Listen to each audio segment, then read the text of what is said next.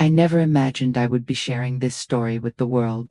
But sometimes the pain inside you grows so heavy that you have to let it out. My name is Linda, and for most of my life, my world has revolved around my son, Michael. From the moment I first held him in my arms, I knew I would do anything to protect him, to see him happy, to be a part of his life. We have always been close, sharing secrets, dreams, and even the little everyday moments that make up a family's story. As Michael grew older, I watched him become a kind, responsible young man. When he told me he had found someone special, I was overjoyed. I welcomed his fiancée, Emily, into our family with open arms, believing that our bond would only grow stronger. I spent months helping them plan their wedding, pouring my heart into every detail, dreaming of the day I would watch my son start his new life.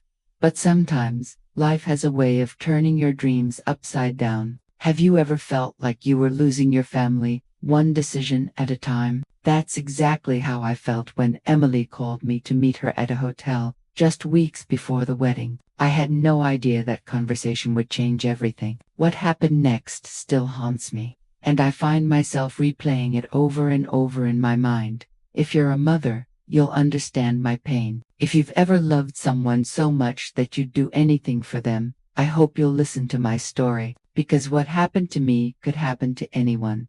The day started like any other, but there was a heaviness in the air I couldn't quite explain. I remember glancing at my phone that morning and seeing a text from Emily. It was short and to the point.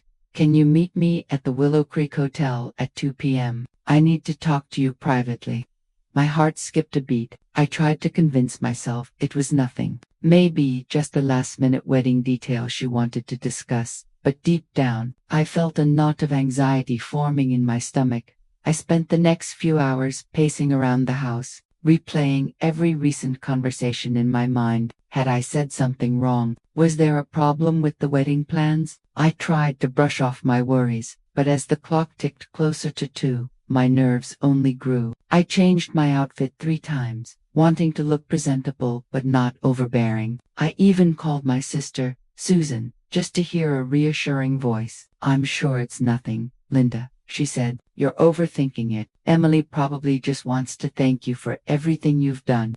But as I drove to the hotel, my hands gripped the steering wheel so tightly my knuckles turned white. The sky was overcast, and the world seemed quieter than usual, as if it, too, was holding its breath. I arrived early, sitting in my car for a few minutes, watching people come and go through the hotel's glass doors. I tried to steady my breathing, telling myself to stay calm, to be open-minded. When I finally walked into the lobby, I spotted Emily sitting alone at a small table by the window. She didn't smile when she saw me. Instead, she stood up, smoothed her dress, and gestured for me to sit. Her eyes were cool, her posture stiff. I tried to break the ice with a gentle, "Hi, Emily, is everything okay?" But she didn't return my warmth. She got straight to the point. "Thank you for coming, Linda.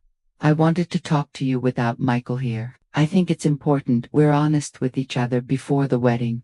Her voice was calm, almost businesslike, and it sent a chill down my spine. I nodded, trying to hide my unease. She continued, "I know you love Michael, and I appreciate everything you've done for him, but things are going to change after we get married. I need you to understand that." She paused, looking me directly in the eyes. "If you want to stay with us, you'll have to accept my condition." I felt my heart pounding in my chest. "What do you mean, your condition?" I asked, my voice barely above a whisper. Emily leaned in, her expression unyielding. "I want you to promise that you won't interfere in our marriage. That means no unannounced visits, no giving advice unless we ask for it, and no expecting to live with us or be involved in every decision. If you can't agree to that, I'm sorry, but you won't be welcome in our home. I'll throw you out if I have to." I stared at her, stunned. I didn't expect her to look me in the eye and say those words. For a moment, I couldn't breathe. The room seemed to spin around me. I tried to find the right words, but nothing came out.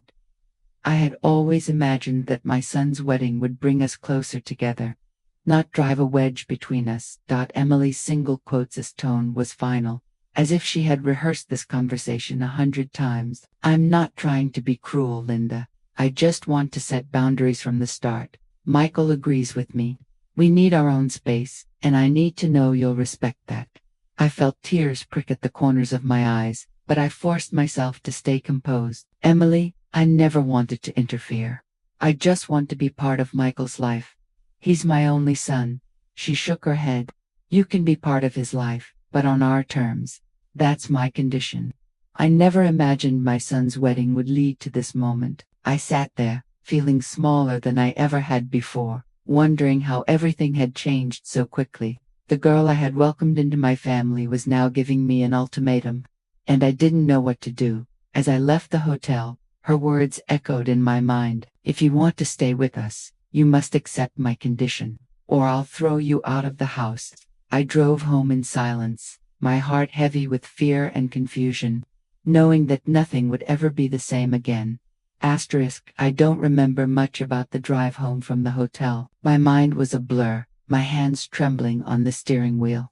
I kept replaying Emily's words, each one cutting deeper than the last. I had always prided myself on being strong, on holding my head high no matter what life threw at me. But in that moment, I felt completely shattered. As soon as I walked through the front door, I leaned against the wall and let out a shaky breath.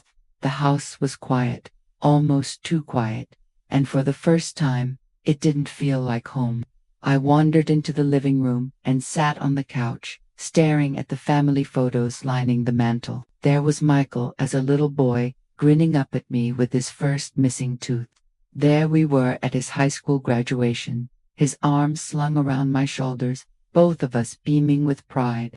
I remembered the way he used to run into my arms after school, the way he'd confide in me about his dreams and fears. How had we gotten here? I closed my eyes and tried to steady my breathing, but the tears came anyway. I felt like I was mourning something precious, something I'd never get back. Was I really so unwanted in my own family? The thought stung more than I could bear. I had always believed that love and loyalty would be enough to keep us together, but now I wasn't so sure. I tried to make sense of Emily's ultimatum. Was I really interfering? Had I overstepped without realizing it? I thought about all the times I'd offered advice, all the times I'd shown up with groceries or called just to check in. I'd only ever wanted to help, to be there for Michael as he started this new chapter. But maybe, in Emily's eyes, I was just a burden. I wiped my tears and reached for my phone, desperate for a friendly voice. I scrolled through my contacts and landed on my sister, Susan. She had always been my rock, the one person I could count on to tell me the truth, even when it hurt. My hands shook as I dialed her number. She answered on the second ring. Linda, is everything okay? I tried to keep my voice steady, but it cracked anyway. Susan, I don't know what to do. Emily called me to the hotel today. She gave me an ultimatum.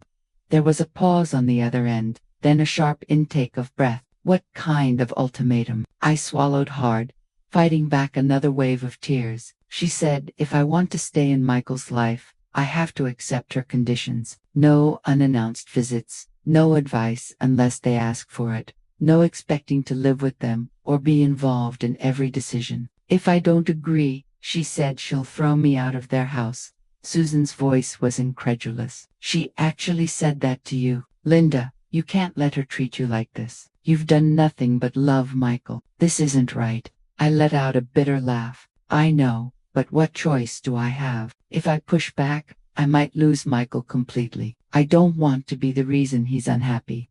Susan was quiet for a moment, then she spoke softly. You're not the problem here. Emily is being unreasonable. Michael needs to stand up for you.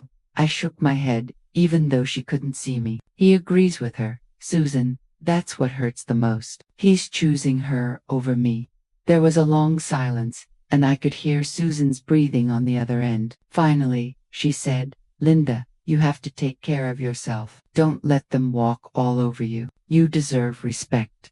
After I hung up, I sat in the silence, feeling more alone than ever. I tried to distract myself by making tea, but my hands were still shaking. I wandered through the house, touching the framed photos, the little mementos of a life I'd built around my son. I thought about the first time Michael brought Emily home, how nervous she'd been, how I'd tried so hard to make her feel welcome. I remembered the laughter at family dinners, the way Michael's eyes would light up when he talked about their future together. I never imagined that future wouldn't include me. I spent the rest of the afternoon lost in memories. I remembered Michael's first day of kindergarten, how he'd clung to my hand, afraid to let go. I remembered the nights he'd stayed up late studying, the way he'd call out for me when he was sick. I remembered the promise I made to myself, all those years ago, that I would always be there for him, no matter what. Now, I wasn't sure if I even had a place in his life anymore. As the sun began to set, I found myself staring out the window, watching the world go by. I wondered if other mothers had gone through this, if anyone else had felt this kind of heartbreak. What would you have done in my place? Would you have fought back, or would you have swallowed your pride for the sake of your child's happiness? I knew I needed to talk to someone else, someone who might understand. I called my friend Carol, who had always been a voice of reason in my life. She listened quietly as I poured out the whole story, her only interruptions soft murmurs of sympathy. When I finished, she sighed. Linda, I wish I had the right words. I can't imagine how much this hurts. But you have to remember, you're not alone. You have people who love you, who see your worth. Don't let this break you. Her words were comforting, but the ache in my chest remained. I spent the rest of the evening in a daze, replaying the conversation with Emily over and over in my mind. I tried to imagine what the future would look like: holidays spent alone, birthdays without Michael's laughter, a home that felt emptier with each passing day. As I lay in bed that night, staring at the ceiling, I realized I was at a crossroads. I could fight for my place in Michael's life, or I could step back and let him go. Either way, nothing would ever be the same. And as the darkness closed in around me, I whispered a silent prayer. Please, let me find the strength to do what's right for Michael, and for myself. The next morning, I woke up hoping that everything that had happened the day before was just a bad dream. But as soon as I opened my eyes, the weight of Emily's ultimatum pressed down on me all over again. I moved through the house in a fog, barely tasting my coffee, my mind racing with questions and fears. I knew I couldn't avoid Michael forever. I needed to talk to him, to hear his side, to understand how we had come to this point. I waited until late afternoon, when I knew he'd be home from work. My hands trembled as I dialed his number. The phone rang several times before he picked up. "Hey Mom," he said, his voice sounding tired. Double quotes. "Hi Michael. Do you have a minute to talk?" I tried to keep my tone light, but I could hear the strain in my own voice. There was a pause. "Yeah, sure. Is everything okay?" I took a deep breath. "I met with Emily yesterday. She told me about the conditions she wants me to accept if I want to stay in your life after the wedding." Another pause. Longer this time. "I know, Mom. She told me she was going to talk to you." I waited, hoping he would say more, hoping he would reassure me. But the silence stretched on, heavy and uncomfortable. "Michael, do you really agree with her?" I finally asked, my voice barely above a whisper. He sighed. "Mom, it's not about agreeing or disagreeing. Emily and I need to set boundaries. We're starting our own family, and we need space to figure things out on our own." I felt my heart sink. "I understand that, Michael, but I never wanted to interfere. I just want to be part of your life. Is that so wrong?" He hesitated. "It's not wrong, Mom, but sometimes it feels like you're always there. Emily feels like she can't breathe. She needs to know that we can make our own decisions without anyone else getting involved." I tried to keep my voice steady, but I could feel the tears threatening again. "I only ever wanted to help. I never meant to make you or Emily feel smothered." "I know, Mom, but please try to understand her side. She's nervous about starting this new chapter, and she wants to make sure we have a chance to do it our way." His words stung, but I could hear the conflict in his voice. He wasn't angry, just tired, torn. I wanted to reach through the phone and hug him, to remind him of all the times we'd leaned on each other, but I knew things had changed. "Okay, Michael," I said quietly. "I'll try to understand. I just hope you know how much I love you." "I love you too, Mom," he replied, but his voice sounded far away. After we hung up, I sat in the silence, feeling more alone than ever. I started to wonder if I'd lose my son forever. The days that followed were some of the hardest of my life. Word of Emily's ultimatum spread through the family, and suddenly everyone seemed to have an opinion. My sister Susan was furious on my behalf, calling Emily's demands selfish and cruel. But others, like my brother-in-law Dave, tried to play peacemaker. "Linda, you have to let them figure things out for themselves," he said one evening over the phone. "It's hard, but maybe this is just part of letting go." Letting go. The words echoed in my mind, sharp and cold. Was that what this was? Was I supposed to just step aside and watch my son build a new life without me? Family gatherings became tense. At my niece's birthday party, I noticed people whispering when I walked into the room. Some avoided me altogether, while others offered awkward, half-hearted reassurances. I felt like an outsider in my own family, the subject of gossip and pity. One afternoon, I got a call from my cousin Janet. She'd always been close to Michael, almost like a second mother to him. "Linda, I heard about what happened with Emily," she said gently. "I just want you to know, I'm here for you. But maybe you should try to see things from her perspective. She's probably just scared." Weddings can bring out the worst in people. I wanted to scream. Why was everyone so quick to defend Emily? Why was I the one who had to change, to bend, to break? I felt like I was being erased from my own son's life, one condition at a time. But what she said next made everything worse. Janet hesitated, then added, "Michael told me he thinks you're having a hard time letting go. He's worried about you, Linda. He doesn't want you to be alone, but he also needs you to respect his choices."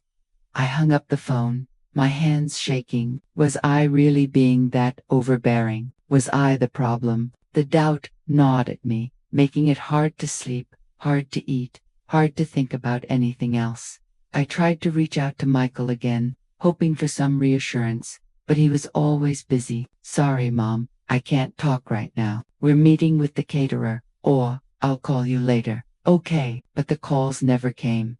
I started to notice little things changing. Michael stopped dropping by the house on weekends. He didn't ask for my help with wedding plans anymore. Even our text messages became shorter, more formal. I felt him slipping away, and there was nothing I could do to stop it. One evening, I decided to visit Michael and Emily's new apartment, hoping to clear the air. I brought a homemade casserole, just like I used to when Michael was in college. When I knocked on the door, Emily answered, her expression unreadable. "Hi, Linda," she said, stepping aside to let me in. The apartment was spotless, every detail carefully arranged. Michael was in the kitchen, setting the table. "Hey, Mom," he said, forcing a smile. I tried to keep things light, chatting about the weather, the wedding, anything but the tension that hung in the air. But Emily was distant, barely speaking to me. After dinner, as I was getting ready to leave, she pulled me aside. "I appreciate you coming, Linda," she said quietly, "but I need you to remember what we talked about. I want this to work, but only if you respect our boundaries." I nodded, swallowing my pride. "I understand, Emily. I just want Michael to be happy." She looked at me for a long moment, then said, "He will be, but only if we have space to figure things out on our own." I left the apartment feeling more isolated than ever. Even the casserole dish felt heavy in my hands, a reminder of all the ways I was no longer needed. As the wedding day approached, the tension only grew. I tried to focus on the details, finding the perfect dress, helping with the guest list, but everything felt hollow. I felt like a guest at my own son's wedding, an afterthought in a story I used to be the center of. At a family dinner the week before the wedding, the topic finally came to a head. My sister Susan, never one to hold back, confronted Michael in front of everyone. "Michael, do you really think it's fair to treat your mother this way?" she demanded. "She's done everything for you. She deserves better." Michael looked uncomfortable, glancing at Emily for support. "Aunt Susan, please, this isn't about being fair. Emily and I just need to set boundaries. Mom needs to understand that." Susan shook her head. "Boundaries are one thing, but shutting your mother out is another. You're going to regret this, Michael." The room fell silent, everyone waiting to see what would happen next. I wanted to disappear, to melt into the floor and escape the scrutiny. I hated being the cause of so much tension, but I didn't know how to fix it. After dinner, Michael pulled me aside. "Mom, please, I know this is hard, but you have to let us do this our way. I promise I'm not trying to hurt you." I looked into his eyes, searching for the little boy I used to know. "I just want to be part of your life, Michael. That's all I've ever wanted."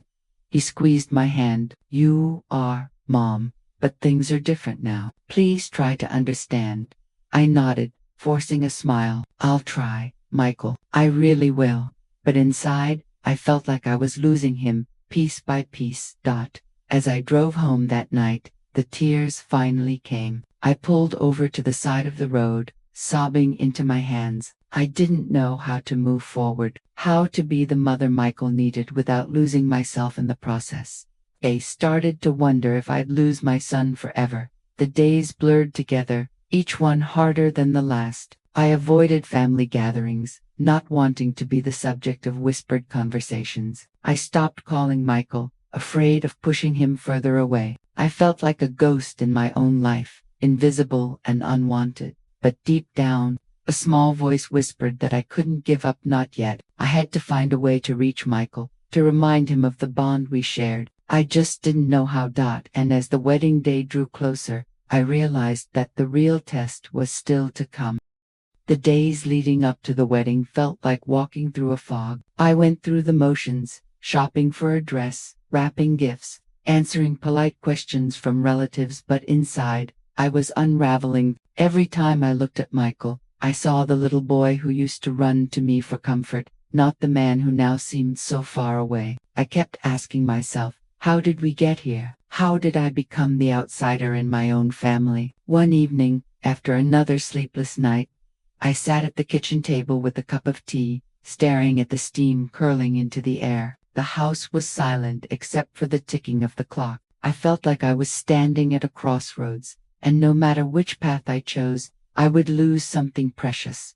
I thought about Emily's words, her cold certainty as she laid out her conditions. I thought about Michael's conflicted face, the way he avoided my eyes when we spoke. I thought about all the years I'd spent putting Michael first, every sacrifice, every late night, every dream I'd set aside so he could chase his own. Was I ready to give up everything I'd built for my son? Was I willing to become a stranger in his life just to keep the peace? I tried to imagine what it would feel like to accept Emily's terms, to shrink myself down and only speak when spoken to wait for an invitation that might never come. The thought made my chest ache, but the alternative, standing up for myself and risking Michael's anger, maybe even losing him for good, felt just as unbearable. I found myself thinking about my own mother, how she'd always told me that being a parent meant loving your child enough to let them go, but she'd also taught me to stand up for myself, to never let anyone make me feel small. I wondered what she would say if she were here now. Would she tell me to swallow my pride for the sake of family, or would she urge me to speak my truth, no matter the cost? I looked around my home,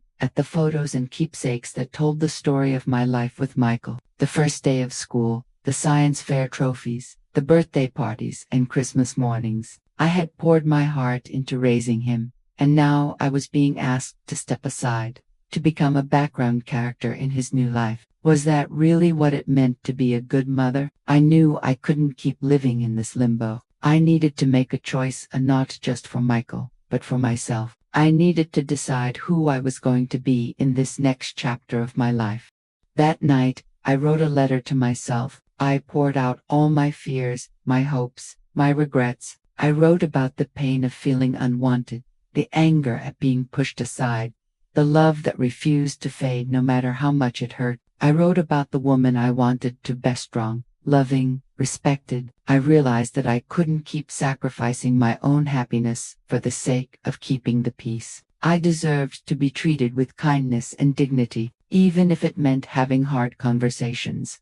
The next morning, I called Susan. I needed her wisdom, her honesty. "Susan, I don't know what to do," I confessed. "If I accept Emily's conditions, I feel like I'm betraying myself. But if I stand up for myself, I might lose Michael forever." She was quiet for a moment, then said, "Linda, you've always put Michael first. But you can't pour from an empty cup. You deserve to be respected. Maybe it's time to tell Michael how you really feel."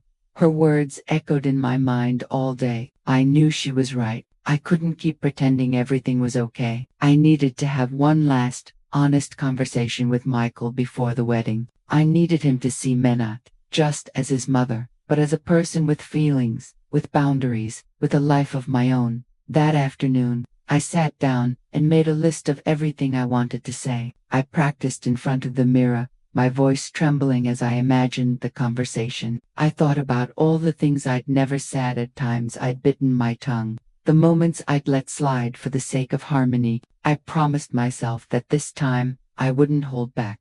As the sun set, painting the sky in shades of gold and pink, I felt a strange sense of calm. I didn't know how Michael would react. I didn't know if Emily would ever accept me, but I knew I had to be true to myself, no matter what happened. Have you ever had to choose between your pride and your family? It's a choice I wouldn't wish on anyone, but sometimes the hardest decisions are the ones that set us free. That night, I called Michael and asked if we could meet, just the two of us. He sounded hesitant, but he agreed. I could hear the uncertainty in his voice, the same uncertainty I felt in my own heart. As I hung up the phone, I realized that this conversation would change everything. I didn't know if it would bring us closer or push us further apart, but I knew I couldn't keep living in the shadows, afraid to speak my truth. I spent the rest of the evening preparing myself, replaying every possible outcome in my mind. I thought about the woman I wanted Michael to remember, not just as his mother, but as someone who loved him enough to be honest, even when it hurt.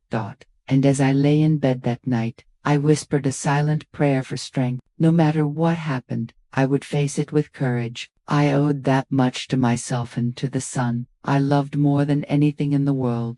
The day of the conversation arrived, and I felt a strange mix of dread and determination. I had asked Michael if we could meet at my house, hoping the familiar setting would make things easier. When he arrived, Emily was with him. I could see the tension in both their faces as they stepped inside, and for a moment, I wondered if I should have waited until after the wedding. But I knew there would never be a perfect time for a conversation like this. We sat in the living room, the three of us, the air thick with unspoken words. I offered them coffee, but no one touched their cups. Michael sat on the edge of the sofa, his hands clasped tightly together. Emily sat beside him, her posture rigid, her eyes fixed on the floor. I took a deep breath, feeling my heart pound in my chest. "Thank you both for coming," I began, my voice trembling. "I know things have been tense lately, and I think it's time we talked honestly about what's happening." Michael nodded, but didn't look at me. Emily's jaw tightened.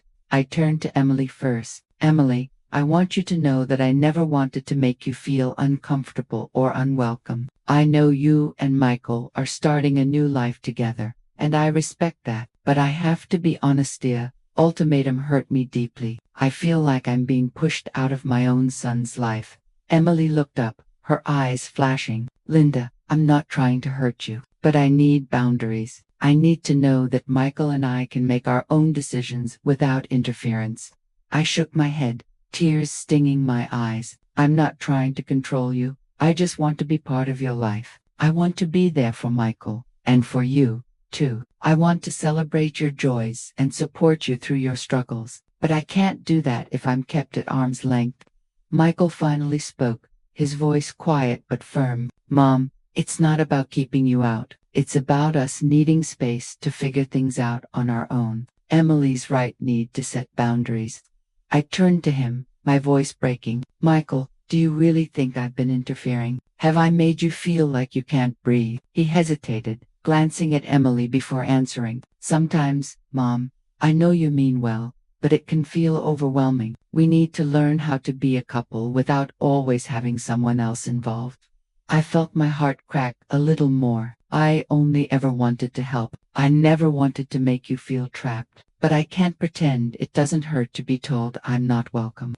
Emily's voice softened, just a little. "Linda, I know you love Michael. I know you've done everything for him, but I grew up in a family where my mother-in-law was always in control, always criticizing, always making me feel like I wasn't good enough. I promised myself I wouldn't let that happen in my own marriage. I looked at her, really looked at her, and for the first time, I saw the fear behind her words. Emily, I'm not your mother. I'm not here to judge you or take over your life. I just want to be part of your family. She wiped at her eyes, her voice trembling. I know, but I'm scared. I'm scared of losing Michael, of not being enough for him. I'm scared that if I don't set boundaries now, I'll never have a chance to build my own family. The room was silent for a long moment. I could feel the weight of all our fears and hopes pressing down on us. I reached for Michael's hand, my own shaking. Michael, I love you more than anything in this world. I've spent my whole life trying to give you everything you needed, but I need you to understand that I have needs too. I need to feel like I still matter, like I still have a place in your life. He squeezed my hand, his eyes shining with unshed tears. You do, Mom. You always will. But things are changing. I need you to trust me, to trust us. I nodded, swallowing hard. I'm trying, Michael. I really am. But it's hard to let go. It's hard to watch you build a new life and not know where I fit in. Emily spoke up, her voice softer now. Linda, I want you to be part of our lives. I do, but I need to know that you'll respect our decisions, even if you don't agree with them. I looked at her, searching her face for any sign of warmth. I can do that, Emily. I can try, but I need you to meet me halfway. I need you to see me as more than just Michael's mother. I need you to see me as someone who loves you both and wants the best for you. She nodded, wiping away a tear. I'll try, Linda, I promise. The conversation went on for what felt like hours. We talked about boundaries, about respect, about the fears we all carried. There were moments of anger, of frustration, but also moments of understanding. I told them about my own struggles, about how lost I felt, about how much I missed the closeness I once shared with Michael. At one point, I broke down completely, sobbing into my hands. I feel like I'm losing everything I've ever known. I don't know how to be anything but Michael's mom. I don't know how to let go. Michael wrapped his arms around me, holding me tight. You're not losing me, Mom. I promise. But I need you to let me grow up. I need you to let me make my own mistakes. I nodded, clinging to him. I'll try, Michael. I'll try. Emily reached out, placing her hand on my shoulder. We can figure this out together. But we all have to be honest, and we all have to be willing to change. I looked at her, really looked at her, and for the first time, I saw the young woman who just wanted to build a happy life with the man she loved. I saw her fear, her hope, her determination, and I realized that maybe, just maybe, we could find a way forward. And then my son said something I'll never forget. He looked at both of us, his voice steady and clear. I love you both. I need you both in my life, but I also need you to trust me, to trust that I can make my own choices. I'm not choosing between you. I'm asking you to choose each other. The words hung in the air, heavy with meaning. For the first time, I saw the man Michael had become, the man I had raised, the man who was ready to build his own family. We sat together in silence, the three of us, each lost in our own thoughts. I didn't know what the future would hold, but I knew that this conversation had changed everything. We had finally spoken our truths, finally let down our walls.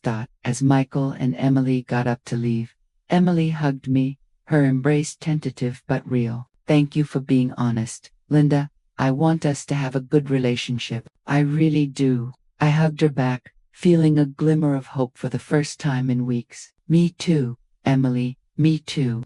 As the door closed behind them, I sat alone in the quiet house, my heart aching but lighter than it had been in a long time. I knew the road ahead wouldn't be easy, but for the first time, I believed we might find our way.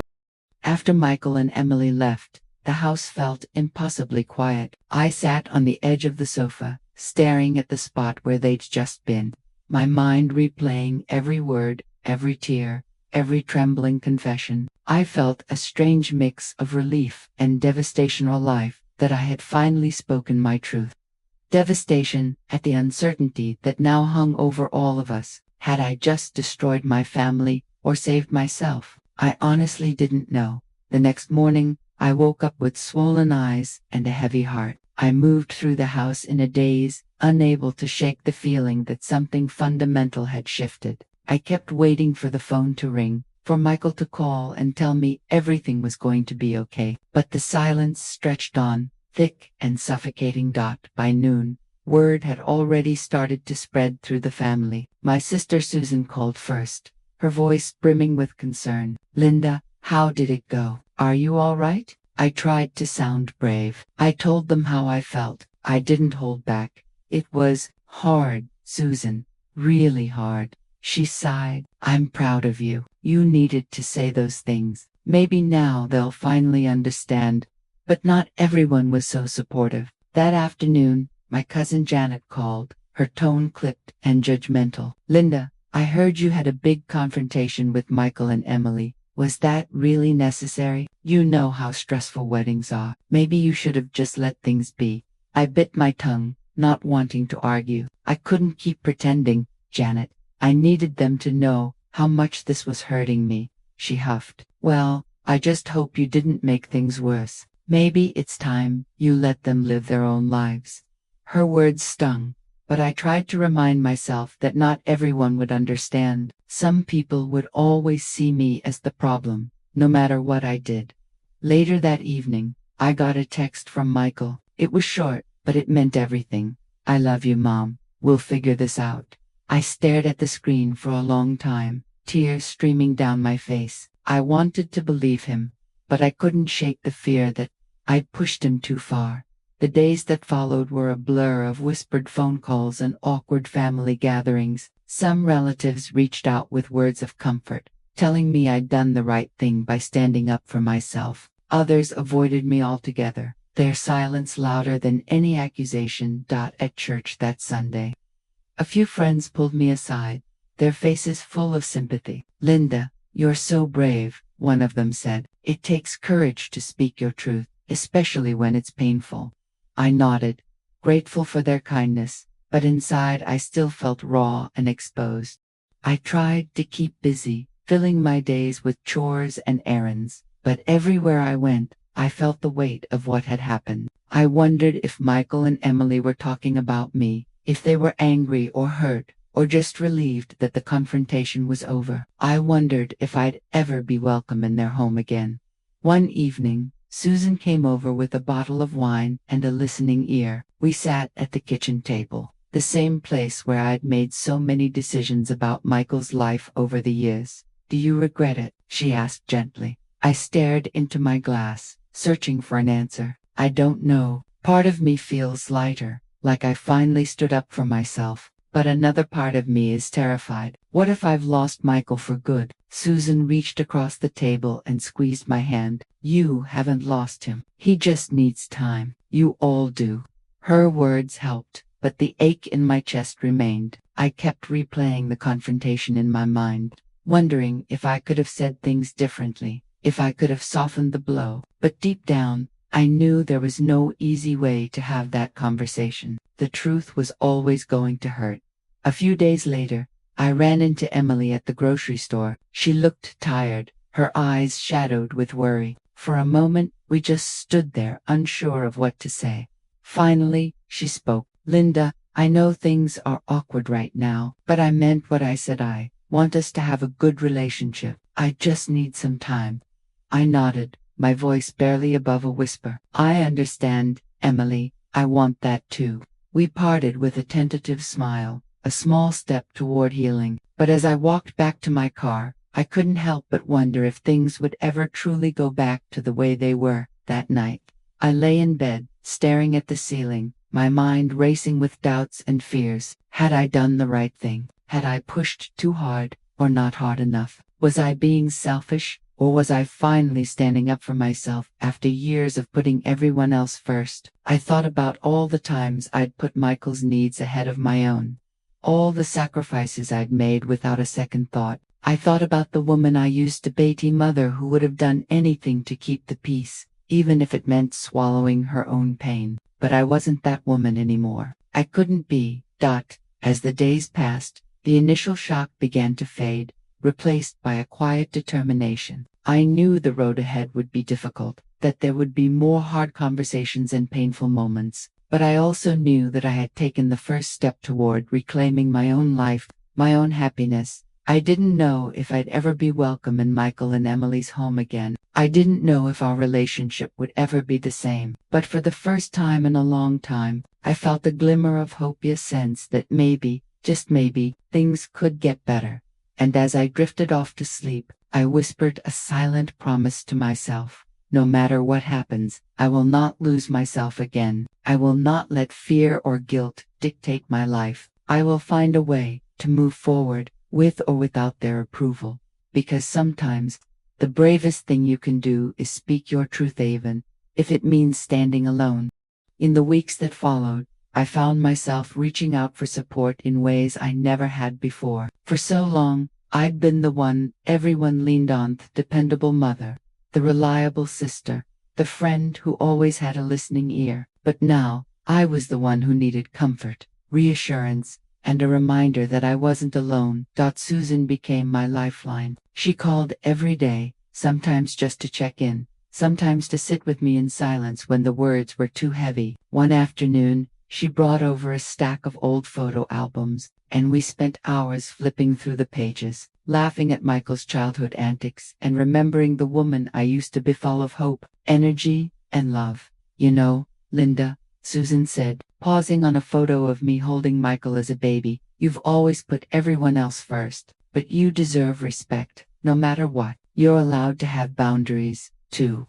Her words settled over me like a warm blanket. I realized how rarely I'd allowed myself to believe that. For years, I'd measured my worth by how much I could give, how much I could sacrifice. But now, I was starting to see that my needs mattered, too. I also found comfort in unexpected places. At church, I joined a women's support group, something I'd always been too busy for before. The first time I shared my story, my voice trembled with vulnerability. But as I spoke, I saw nods of understanding, tears of empathy, and hands reaching out to squeeze mine. One woman, Margaret, shared her own story of feeling pushed aside by her daughter. It took me years to realize that I wasn't the villain, she said. Sometimes, families just need to grow in new directions. It doesn't mean you're not loved. It just means things are changing.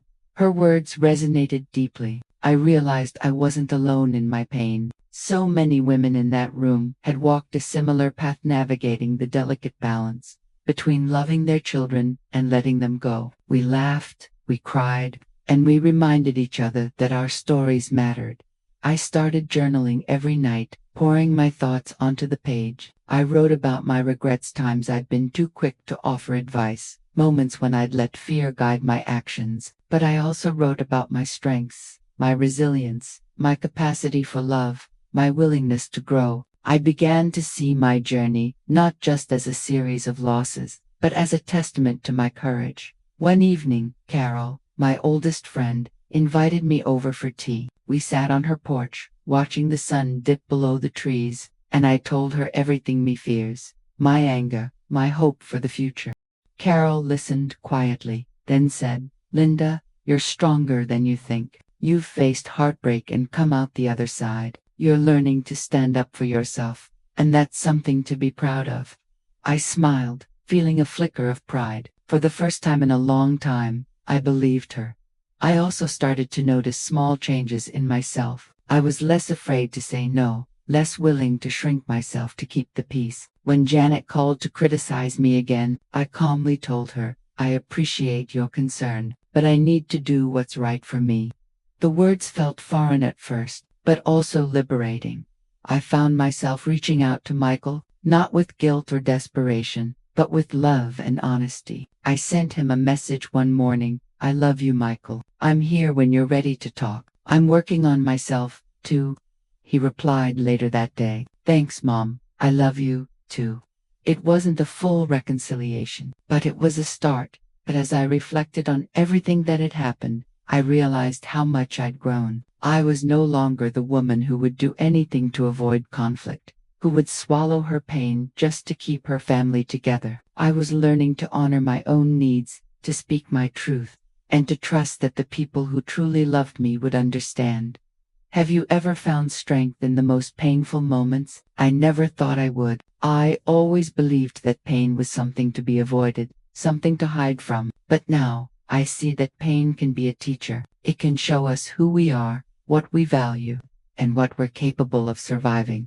I still missed Michael, and I still hoped for a closer relationship with Emily, but I no longer defined myself by their approval. I was learning to find joy in my own company, to rediscover the passions and dreams I'd set aside for so long. One afternoon, I took a walk in the park, breathing in the crisp air and feeling the sun on my face. I watched families laughing together, children running through the grass, and I felt a sense of peace. My story wasn't over. There were still chapters to be written, new memories to be made. I promised myself that I would keep moving forward, no matter how hard it got. I would keep seeking support, keep reflecting on my journey, and keep finding strength in the woman I was becoming, because I deserved it. And so do you. If you're listening to my story and feeling alone, please know that you're not. There is strength in vulnerability, and there is hope on the other side of heartbreak. Reach out, share your story, and let yourself be supported. You deserve respect, love, and happiness just as much as anyone else.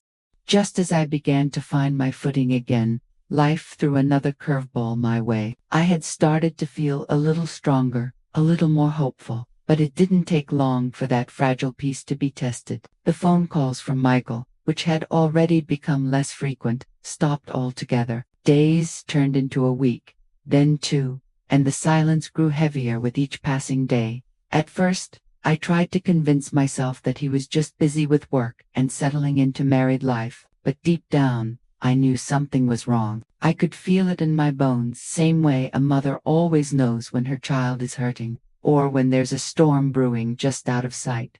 The loneliness crept in slowly, like a fog. I found myself checking my phone constantly, hoping for a message, a missed call, anything to let me know I hadn't been completely shut out. But there was nothing. The ache in my chest grew sharper, and the doubts I'd worked so hard to quiet began to roar back to life. It wasn't just the silence from Michael that hurt. I started hearing whispers from other family members, little comments that made their way back to me through the grapevine. Apparently, Emily had been telling people that I was overbearing, that I couldn't let go, and that I was making things difficult for her and Michael. Some relatives believed her, others didn't, but the damage was done. I could feel the shift in the way people spoke to me, the way they looked at me at family gatherings. I was no longer just Linda, Michael's mom. I was the problem. I tried to hold on to the strength I'd found in my support group, in Susan, in myself, but the loneliness was overwhelming. I spent long evenings sitting by the window,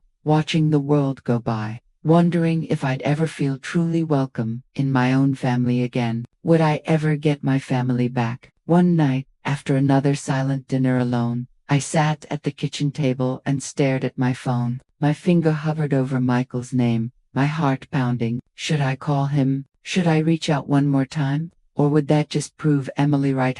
I couldn't let go, that I was clinging to something that no longer existed. I thought about all the advice I'd received. Give him space. Let him come to you. Don't chase after people who don't want you. But I also thought about the love I still felt for my son, the hope that maybe, just maybe, things could still be repaired. I typed out a message, then deleted it. I picked up the phone, then put it down again. The fear of rejection was almost paralyzing. I didn't know if I could handle hearing his voice cold and distant, or worse, not hearing from him at all. Just when I thought things couldn't get worse, I got a call that changed everything. It was Latilmost midnight when my phone finally rang. My heart leaped into my throat when I saw Michael's name on the screen. For a moment, I just stared at it, afraid to answer, afraid of what I might hear. When I finally picked up, his voice was shaky. "Mom, can I come over? I need to talk." I could barely get the words out. "Of course, Michael, I'll put the kettle on." As I waited for him to arrive, my mind raced with possibilities. Was he angry? Was he hurt? Was he coming to say goodbye for good? I didn't know, but I knew that whatever happened next would change everything. Would I ever get my family back? I didn't have the answer. But as I set out to Muggs and waited for my son to walk through the door, I realized that hope, no matter how fragile, was still alive in me, and sometimes that's all we have to hold on to. Second.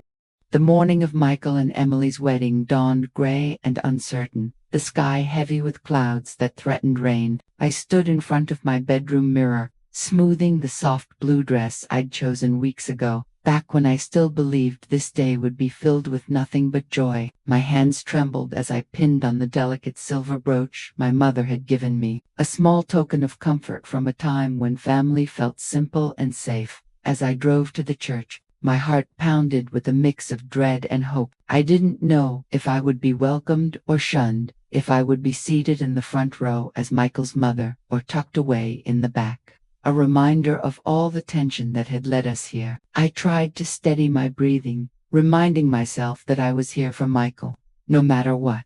The church was already buzzing with guests when I arrived. I could feel eyes on me as I walked through the door, some warm, some curious, some cold. I forced a smile, greeting relatives and old friends, but inside I felt like I was walking a tightrope, one wrong step away from falling. Susan found me in the vestibule, her face full of concern. "You look beautiful, Linda," she whispered, squeezing my hand. "No matter what happens today, remember that you belong here."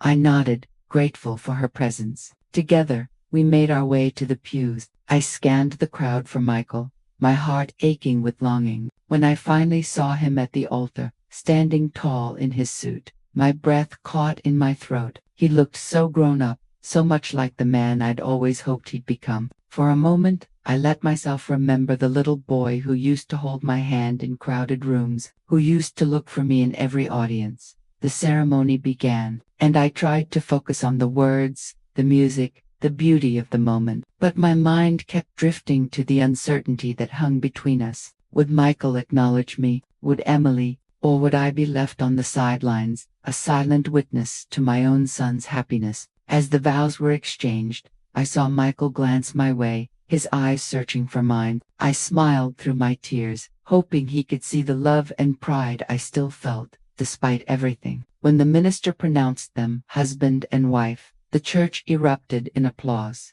and I clapped along, my heart pounding with a strange mix of sorrow and hope. At the reception, the tension was palpable. I mingled with guests, accepting congratulations and polite small talk, but I could feel the undercurrent of gossip and speculation. Some people avoided me, others offered awkward reassurances. I tried to keep my head high, reminding myself that I had every right to be here.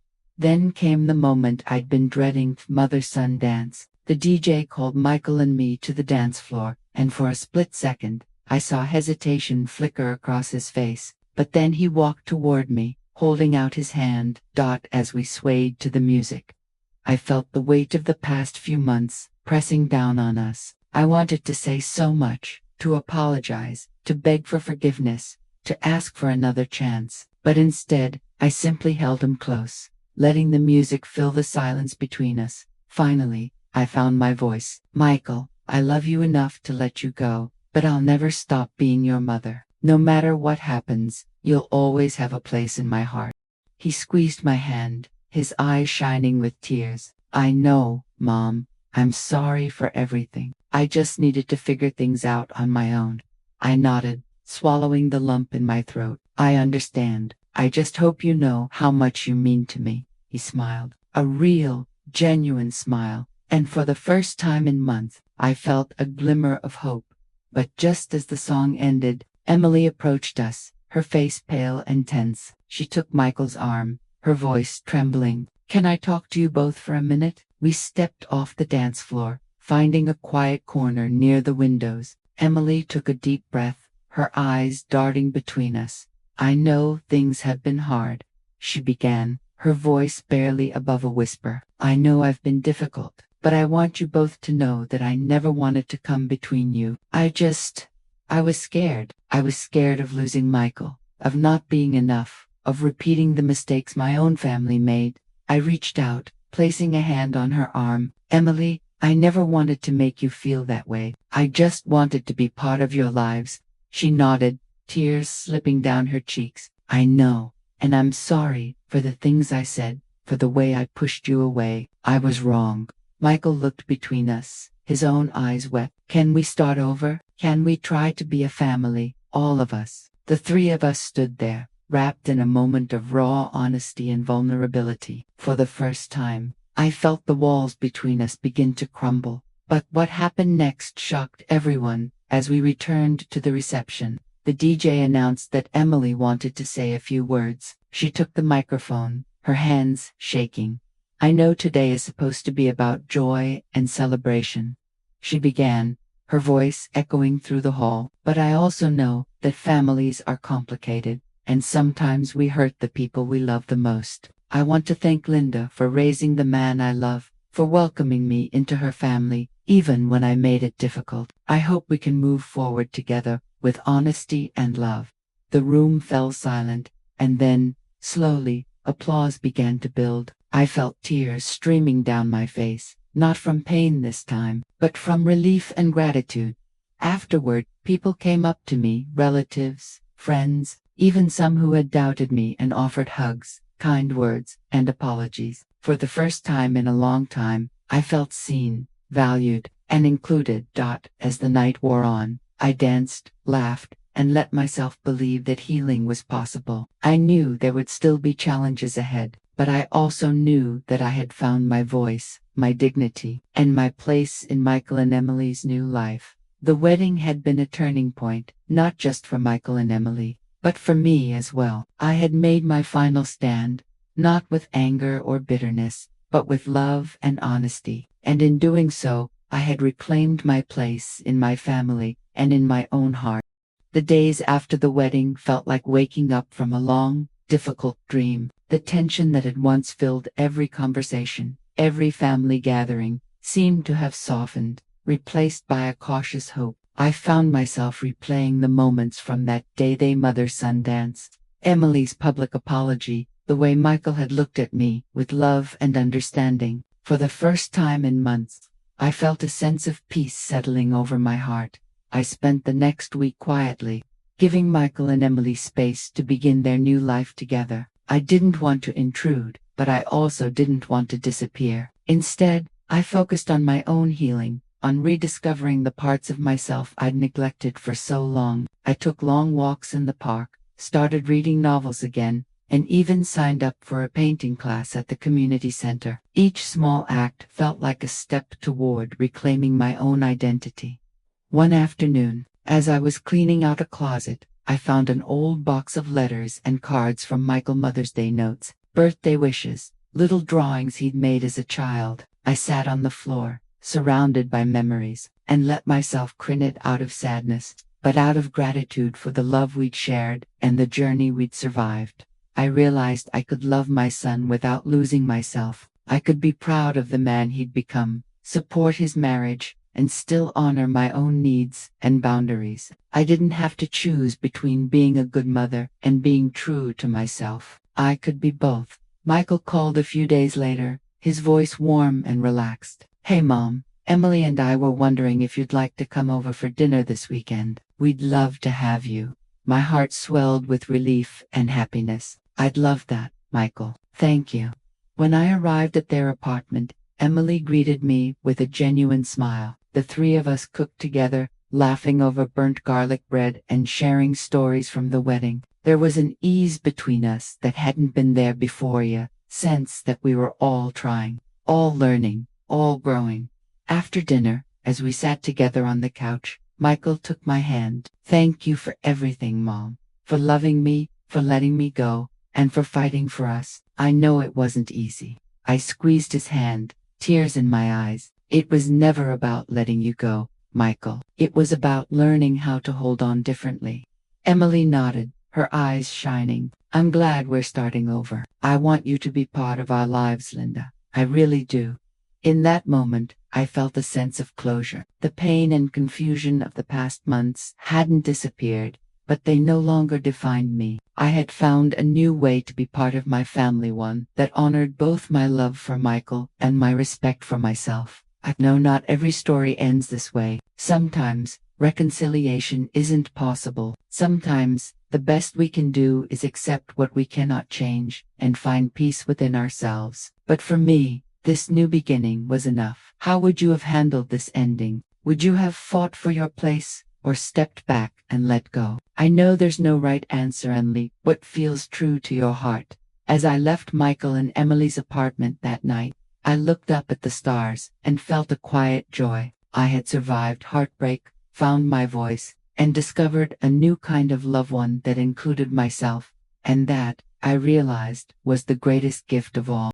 Months have passed since the wedding, and life has settled into a new, quieter rhythm. The storm that once threatened to tear my family apart has faded, leaving behind a landscape that is different, but somehow more beautiful for all it's endured. I find myself waking up each morning with a sense of calm I haven't felt in years. My relationship with Michael and Emily is not perfect, but it's real. We've all learned to respect each other's boundaries. I don't call every day, and I don't show up unannounced. Instead, we make plans together, dinners, movie nights, even the occasional Sunday brunch. When I visit, Emily greets me with a smile, and Michael hugs me a little tighter than he used to. There's a new honesty between us, a willingness to talk about the hard things, instead of sweeping them under the rug. I've also started to build a life outside of being a mother. My painting class has become a highlight of my week. I've made new friends, women who know what it's like to start over, to rediscover themselves after years of putting others first. We laugh together, share stories, and encourage each other to try new things. I even sold my first painting at a local art fair, a small victory, but one that filled me with pride. Sometimes I catch myself smiling for no reason at all. I'm proud of the woman I've become. I'm not just Michael's mom or Emily's mom. I'm Linda, woman with her own dreams, her own voice, her own life. I've learned that it's never too late to grow, to change, to find happiness on your own terms. Looking back, I wouldn't change a thing. Every tear, every sleepless night, every difficult conversation led me to this place. I've learned that love doesn't mean losing yourself. It means showing up, being honest, and trusting that the people who matter will meet you halfway. I've also learned to forgive, not just Michael and Emily, but myself. I forgive myself for the times I held on too tightly, for the moments I let fear guide my actions. I forgive myself for being human, for making mistakes, for loving imperfectly. That forgiveness has set me free in ways I never expected. If you had told me a year ago that I would come out of this stronger, I wouldn't have believed you. But here I am, living proof that even the most painful chapters can lead to something beautiful. My family is still a work in progress, but so am I, and that's okay.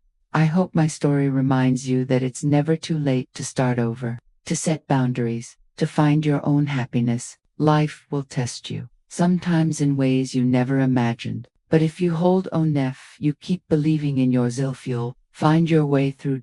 And when you do, you'll look back and realize that every step, every struggle, was worth it.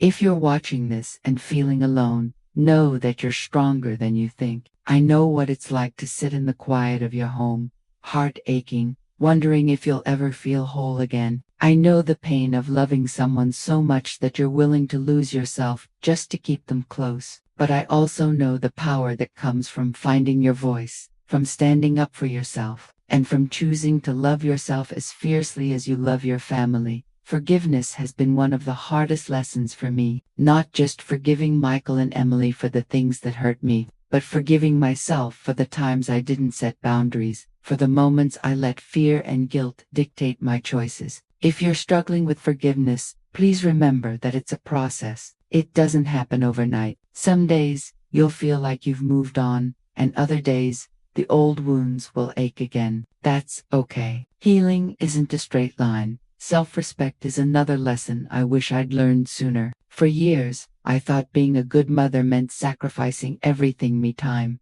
my dreams, even my happiness. But I've learned that true love doesn't ask you to disappear. It asks you to show up, to be honest, and to trust that you are enough, just as you are. Setting boundaries isn't selfish. It's necessary. It's how we teach others to treat us, and how we protect the parts of ourselves that are most precious. If you're facing a similar struggle, please don't be afraid to speak up. Your feelings are valid. Your needs matter. It's okay to ask for respect, for kindness, for space to grow. It's okay to say no, even to the people you love most. And it's okay to let go of relationships that no longer serve you, even if it breaks your heart. I hope my story reminds you that you're not alone. There are so many of Usmather's daughters, sisters, friends navigating the messy, beautiful, complicated world of family. We all make mistakes. We all have regrets, but we also have the power to change, to heal, and to start again. If you're watching this and you're in the middle of your own storm, please hold on. Reach out for support. Talk to a friend, a sibling, a counselor, or even a stranger who's willing to listen. You don't have to carry this burden by yourself. There is strength in vulnerability, and there is hope on the other side of heartbreak. Share your story in the comments. I read every one. Your words might be the encouragement someone else needs to keep going. Let's build a community where we lift each other up, where we remind each other that we are worthy of love, respect, and happiness.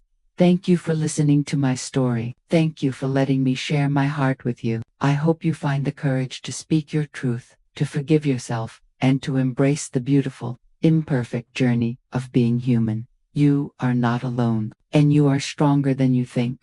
If this story touched you, please like, share, and subscribe. Your support helps me continue to share real-life stories that matter. Stories that remind us we're not alone in our struggles or our triumphs. I would love to hear from you. Have you ever faced a difficult family situation or had to find your own strength in the middle of heartbreak? Please share your story in the comments below. I read every single one, and your words might be exactly what someone else needs to hear today. Let's support each other. Your voice matters. If you know someone who might be going through something similar, please share this video with them. Sometimes, just knowing that someone else has walked a similar path can make all the difference. We all need a little hope, a little encouragement, and a reminder that we're stronger together. Don't forget to subscribe for more real-life, emotional stories about family, love, and personal transformation. Every week, I share new stories that dive deep into the heart of what it means to be human. Stories of conflict, healing, and the power of finding your own voice. If you'd like to be part of this community, hit the notification bell so you never miss an update. And if you have a story you'd like to share or a topic you want me to talk about, let me know in the comments or send me a message. This channel is a safe space for all of us to learn, grow, and heal together. Thank you for spending this time with me, for listening to my journey, and for being part of this incredible community. Remember, no matter what you're facing, you are not alone. There is always hope, and there is always a way forward. Take care of yourself, and take care of each other. I can't wait to read your stories and continue this journey with you.